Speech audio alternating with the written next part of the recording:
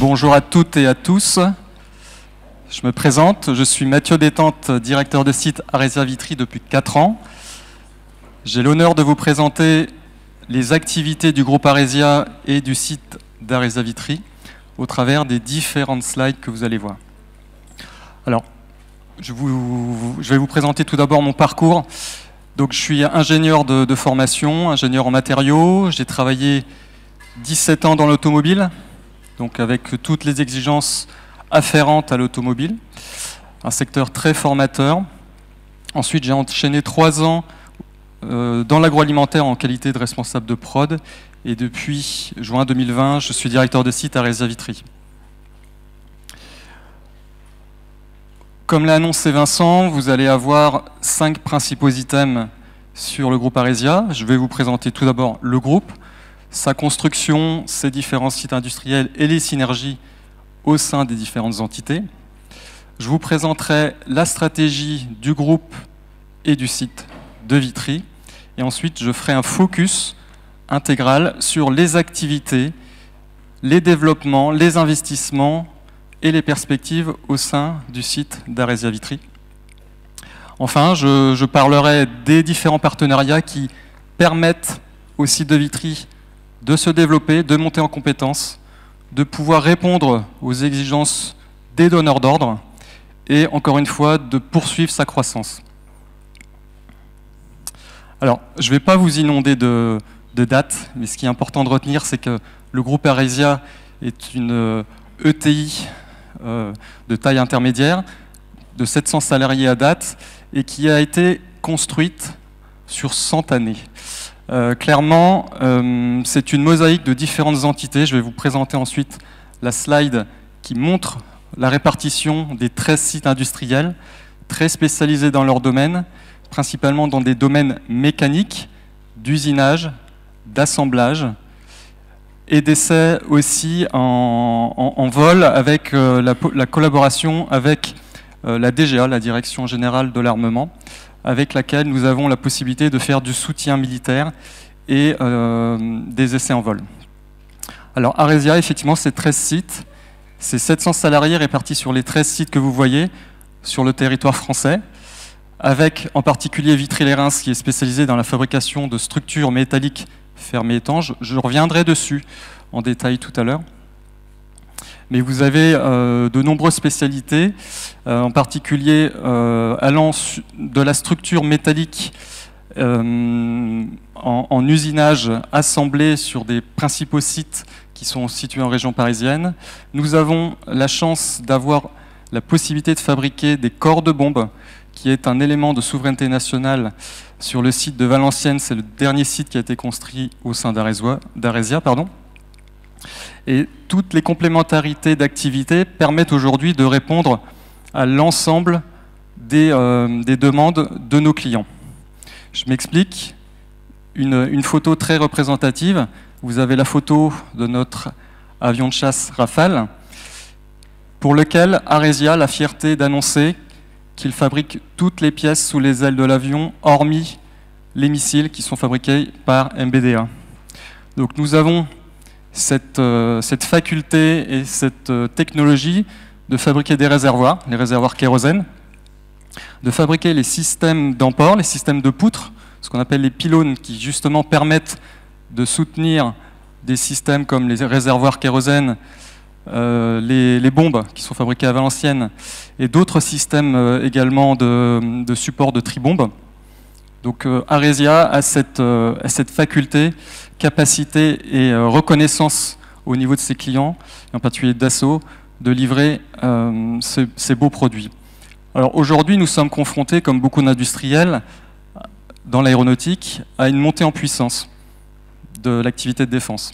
Dassault nous a demandé de doubler notre capacité de production en moins de 2 ans. Donc je détaillerai toutes les actions qui ont été mises en place, qui ont été déployées pour répondre à la demande de notre donneur d'ordre. Je reviens sur le groupe Aresia. Donc Aresia, je vous l'indiquais il y a quelques instants, c'est 13 sites, 700 salariés, 80 ingénieurs travaillant sur de la conception, du bureau d'études, de l'industrialisation et tous les services supports, qui permettent aujourd'hui d'être autonomes sur les réponses à apporter à nos clients. Aresia, société franco-française, comme vous l'avez vu, mais Aresia a une volonté affichée de développement international. Nous venons justement de signer et d'installer une antenne commerciale aux États-Unis pour être vraiment plus proche des donneurs d'ordre, en particulier de Boeing, même si Boeing en ce moment n'a pas forcément bonne presse. Néanmoins, nous sommes installés aux États-Unis et nous avons la volonté de créer des vrais partenariats pour répondre à des demandes. Aujourd'hui, quelques constructeurs américains commencent à solliciter Aresia sur des produits pour lesquels nous sommes très bien cotés.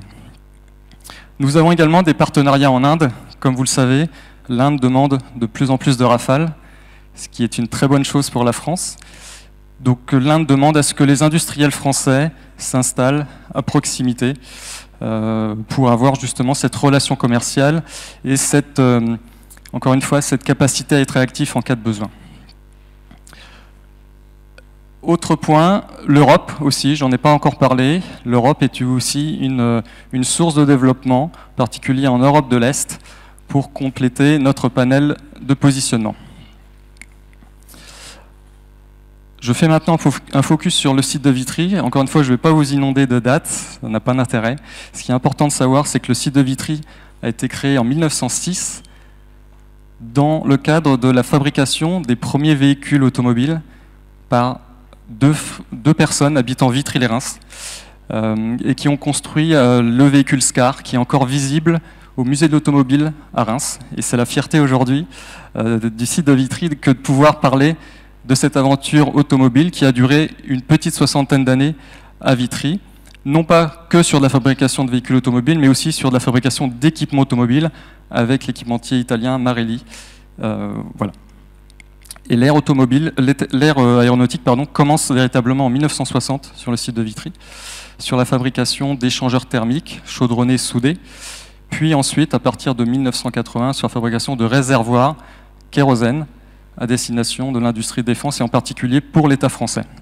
Et donc Vitry a contribué à la fabrication de nombreux réservoirs kérosène pour les aéronefs que vous connaissez probablement, le Super Étendard, le Mirage F1, le Mirage 4, le Mirage 3, le Mirage 2000 et maintenant le Rafale.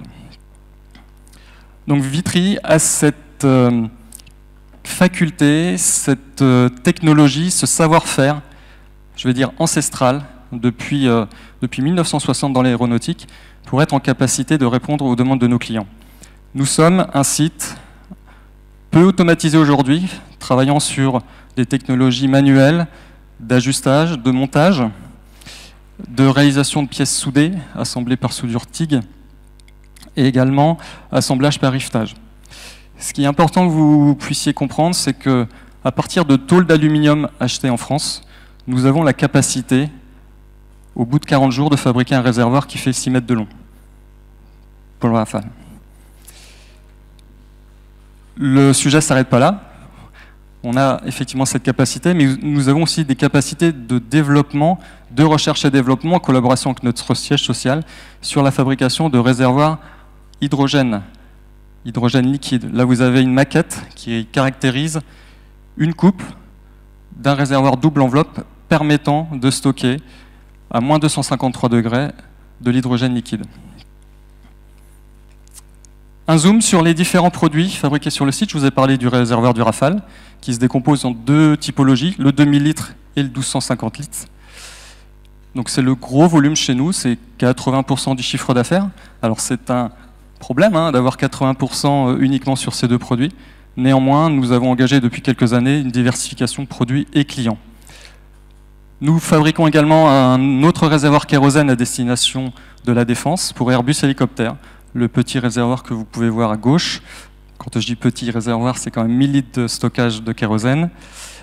Et sur de l'épaisseur extrêmement fine, nous sommes sur du 0,8 mm d'épaisseur.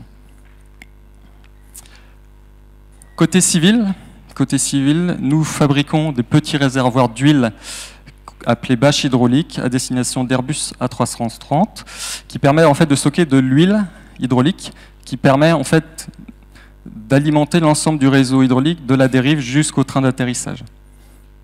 Nous fabriquons uniquement l'enveloppe métallique. Les systèmes d'équipement sont montés par Airbus. Ensuite, sur la partie hydrogène décarbonation, M. Hafner en a parlé tout à l'heure, nous sommes, nous, vraiment au démarrage, c'est-à-dire que nous avons très peu de rétex sur ce sujet.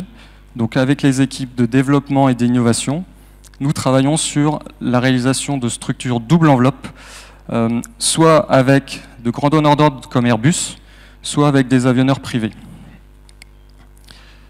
Et sur le Falcon 10X, qui est un jet d'affaires pour l'instant qui n'est pas encore développé, qui ne vole pas encore, il volera probablement d'ici 2 à 3 ans, nous avons un petit réservoir en titane soudé qui sera équipé ensuite par Dassault. Alors, quelles sont les perspectives pour le site? Quand je vous ai dit tout ce qu'on faisait aujourd'hui, les perspectives, c'est de répondre aux demandes de la défense. Le contexte géopolitique est extrêmement tendu, vous l'entendez, vous l'écoutez très régulièrement. L'État français, entre autres, a besoin de s'équiper. Quand je dis s'équiper, a besoin de remonter en puissance sur sa flotte. En particulier pour nous, les réservoirs du Rafale, nous avons cette capacité de fabriquer du produit neuf, mais également de les réparer. Ce que j'appelle du MRO, MCO, maintien en condition opérationnelle. Nous sommes agréés par l'État français pour pouvoir réparer les réservoirs du Rafale, du Mirage 2000 et de la Patrouille de France. Donc cette capacité additionnelle permet de satisfaire la demande urgente du client, qui est Dassault via l'État. Donc Dassault aussi, sur la production neuve, nous a demandé de doubler notre capacité. Vous l'avez certainement aussi entendu dans la presse, avec la signature de 12 Rafales en Serbie. Mais il est à noter que 80 Rafales sont à livrer pour les Émirats arabes unis, plus de 40 en Indonésie, et d'autres prospects sont en cours de discussion et probablement de signature d'ici la fin de l'année. C'est une très bonne nouvelle. Ce sont de très beaux sujets de développement pour le site. Néanmoins, le site ne veut pas s'arrêter sur cette dynamique, mais a la volonté d'acquérir de nouveaux produits, de nouveaux marchés. Alors, dans les propos, c'est facile à dire. Toutefois, il faut que le site soit en capacité et même en avance de phase. Je vous le montrerai juste après. Nous avons développé des technologies de robotisation de soudure. Nous sommes en train de moderniser nos infrastructures pour répondre dès maintenant aux besoins de nos futurs clients. Les réservoirs sont exclusivement aujourd'hui dédiés pour Dassault ou d'autres clients historiques, comme Airbus. Toutefois, d'autres clients en Inde, aux États-Unis, nous sollicitent déjà pour regarder les faisabilités. Alors, ce n'est pas forcément simple, parce qu'il y a des problèmes de souveraineté nationale, que ce soit aux États-Unis, Inde, et même pour la France, de répondre forcément favorablement. Alors, en termes d'innovation, 2 sujets importants. La robotisation de la soudure, d'une part pour faire face à nos problématiques de recrutement et de performance sur ce métier, et aussi pour montrer notre faculté à pouvoir développer beaucoup plus rapidement de nouveaux produits et répondre à des sollicitations de nos clients hors aéronautique. Je pense à l'aérospatial, je pense à d'autres domaines. Nos clients, donc Dassault, Airbus et Safran sont nos principaux clients à ce stade. En termes d'investissement, bon, les investissements, je vais les détailler ensuite. Les investissements ont pu voir le jour grâce à des partenariats, grâce à des aides que nous avons pu solliciter ces derniers mois, ces dernières années. Donc nous avons modernisé nos structures de bureaux pour avoir de meilleures conditions de travail, une meilleure ergonomie, mais aussi l'amélioration des flux dans nos ateliers. Ces bureaux étaient en plein milieu d'ateliers, donc nous avons réussi à optimiser ces flux. Ensuite, un bâtiment qui nous permet également d'améliorer les flux, qui est le bâtiment que vous voyez en bas de la diapositive. Le robot de soudure, vous avez une image, un robot de soudure qui a été développé sur mesure à notre demande. Donc c'est un robot unique qui a nécessité 3 ans à partir du démarrage de la conception jusqu'à la réalisation. Donc nous sommes fiers aujourd'hui de pouvoir accueillir ce robot de soudure qui a 16,50 m d'activité possible et qui est en faculté de pouvoir souder de manière rectiligne le produit, mais également circulaire, jusqu'à 1,60 m de soudure circulaire, pour complètement répondre à un panel exhaustif de nos clients. Aussi, un four de grande dimension est en cours d'installation, avec une capacité forte de 1200 kg, ce qui permet justement de passer des pièces de grande dimension et aussi des flux importants. D'autres moyens industriels sont en cours de réflexion. Un moyen qui nous permettrait d'être complètement autonome sur la fabrication de nos réservoirs sans passer par de la sous-traitance, justement pour répondre de manière beaucoup plus réactive à nos clients et gagner en compétences. Il y a un projet également qui là bat un petit peu de l'aile, compte tenu des difficultés administratives, mais le sujet est en cours de résolution. C'est un projet de modernisation d'une toiture d'un bâtiment. Un bâtiment qui, aujourd'hui, est une passoire énergétique, pour être très clair avec vous. Et nous avons la volonté de la transformer, cette toiture, pour justement faire de la récupération d'eau de pluie et utiliser des panneaux solaires pour être en autosuffisance énergétique sur ce bâtiment et sur les bâtiments qui sont juste à côté. Alors des accompagnements avec Marne Développement, avec la région, sont en cours pour avancer sur ces investissements. Alors, après avoir effectivement annoncé toutes ces informations, il est important quand même de signaler les partenariats qui sont en cours, parce que le développement de Vitry passera par différentes composantes. La composante RH, d'une part. Vous êtes tous, je pense, confrontés à des difficultés de recrutement, de compétences. Donc nous, sur nos métiers de soudeur, d'ajusteur, de chaudronnier, qui sont des métiers historiques, qui n'ont pas été, excusez-moi de le dire, reconnus ces dernières années, qui ont été mis de côté, voilà, pour différentes raisons. Aujourd'hui, nous avons besoin de ces compétences. Donc nous avons fait appel à la région, aux établissements autour de Reims, au lycée technique, à l'UMM, au Greta, pour justement définir des cahiers des charges de formation, nos besoins en formation, et mettre en place ces formations qui aujourd'hui, sur le métier de soudeur, n'a pas donné satisfaction. Nous avions engagé avec France Travail également un protocole de recrutement par simulation. Je pense que vous avez déjà entendu parler de la MRS, méthode de recrutement par simulation, qui aujourd'hui, et je peux vous le recommander, est une méthodologie très pragmatique et qui permet d'avoir une sélection très adaptée aux métiers, à vos métiers. Donc nous avons poursuivi cette méthodologie sur un autre emploi, l'emploi d'ajusteur-monteur. 5 personnes ont été sélectionnées, aujourd'hui 3 sont embauchées au sein de notre structure. Le taux de réussite n'est pas à 100%, néanmoins, nous sommes à près de 30% avec le métier de soudeur, parce que les métiers de soudeur, nous n'avons malheureusement pas pu concrétiser les contrats. 30% reste globalement acceptable et permet de fidéliser nos salariés. Alors nous avons encore des réflexions avec la région Grand Est pour donner un peu plus de robustesse avec cette méthodologie, ce recrutement, pour nous accompagner dans notre croissance. Parallèlement, nous avons mené un certain nombre de diagnostics sur les déchets, sur les énergies, sur les consommations d'eau. Donc Marne Développement nous a accompagnés, nous avons pu identifier un certain nombre d'écarts par rapport à des cibles identifiées, et des plans d'action et des investissements ont été engagés.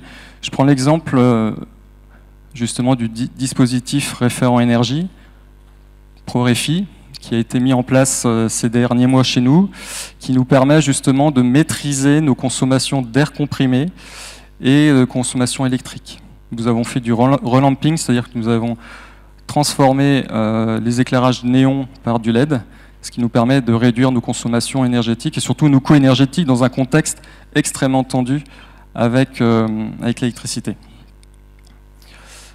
Des parcours de transformation ont aussi été engagés au sein d'Aresia Vitry ces dernières années, avec l'industrie du futur, qui nous a permis d'améliorer nos méthodologies et nos flux de production pour gagner en efficacité et en efficience, main-d'œuvre directe.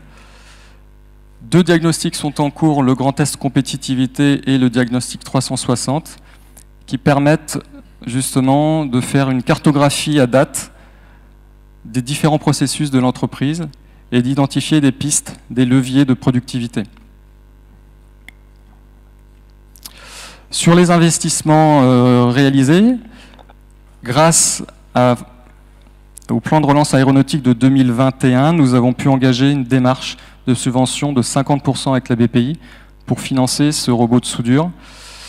Je vous donne un chiffre, le robot de soudure a coûté 1 million d'euros, subventionné à hauteur de 50%. Donc une très belle démarche engagée en partenariat avec la BPI. Et plusieurs dossiers actuellement sont en cours pour permettre à nouveau d'avoir de nouveaux moyens industriels et de gagner en autonomie sur nos facultés de production. Ensuite, sur la dynamique collective, je voulais spécifier certains partenariats avec Marne Développement, qui nous suit très régulièrement, qui nous aide à développer des synergies avec les entreprises, à participer à cet événement.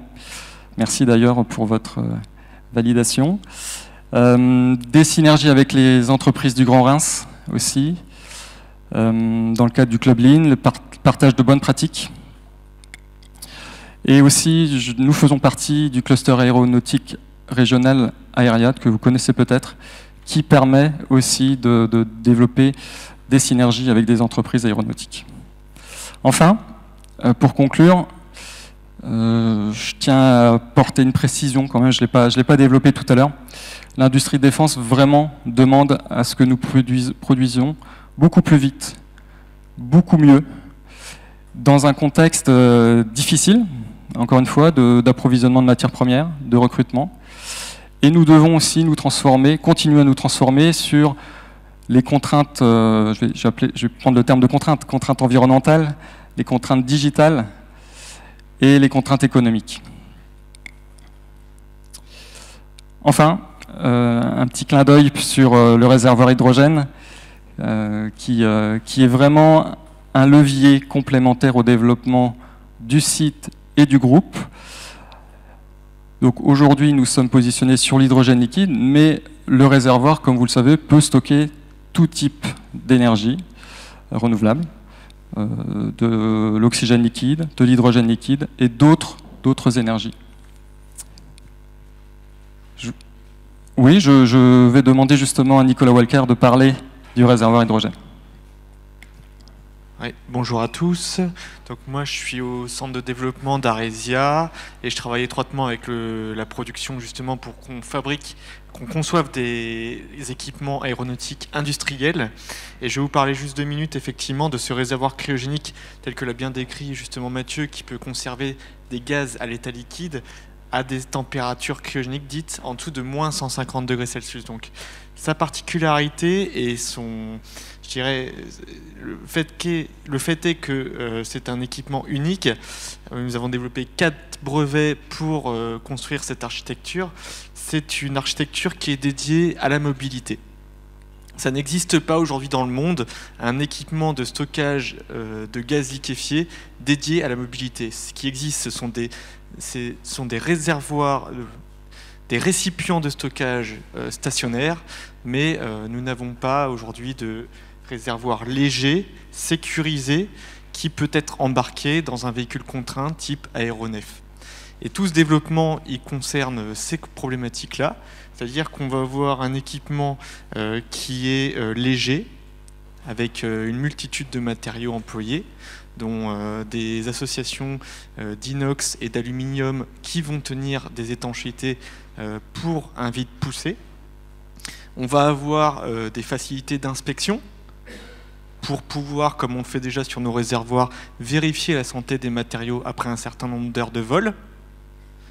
Et on va avoir aussi de la fiabilisation pour la sécurité, avec notamment des pièces de rechange qui sont facilitées par le démontage de cette double enveloppe. Donc bien évidemment, on n'est pas sur un équipement grand public qu'on pourrait acheter par exemple auprès des industries asiatiques. On est sur un produit à forte valeur ajoutée que nous avons développé et à destination de tous les acteurs de la mobilité.